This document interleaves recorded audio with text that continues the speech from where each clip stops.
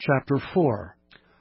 Moreover he made an altar of brass, 20 cubits the length thereof, and 20 cubits the breadth thereof, and 10 cubits the height thereof.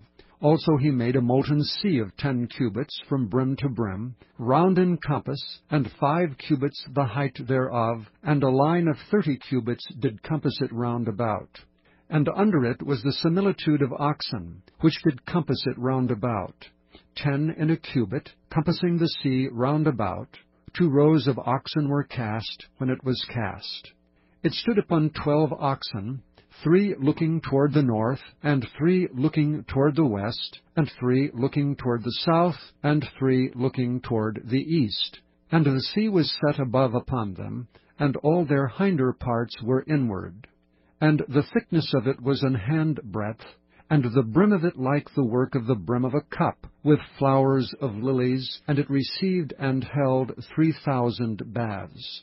He made also 10 lavers, and put 5 on the right hand, and 5 on the left, to wash in them. Such things as they offered for the burnt offering, they washed in them. But the sea was for the priests to wash in. And he made 10 candlesticks of gold, according to their form, and set them in the temple, 5 on the right hand, and 5 on the left. He made also 10 tables, and placed them in the temple, 5 on the right side, and 5 on the left. And he made 100 basins of gold.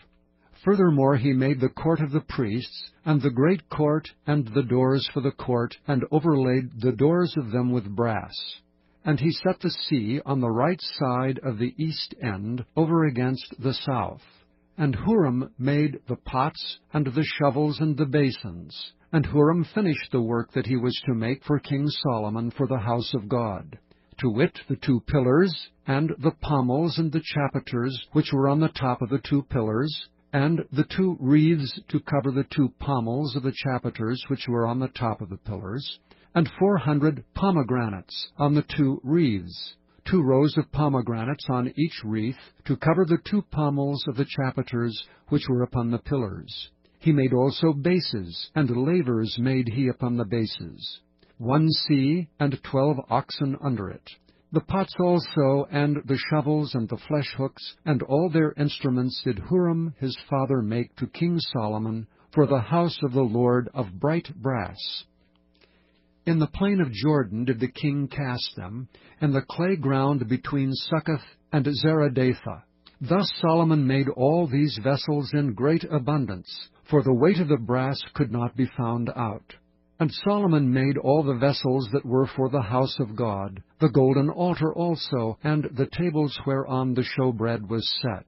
Moreover the candlesticks with their lamps, that they should burn after the manner before the oracle of pure gold.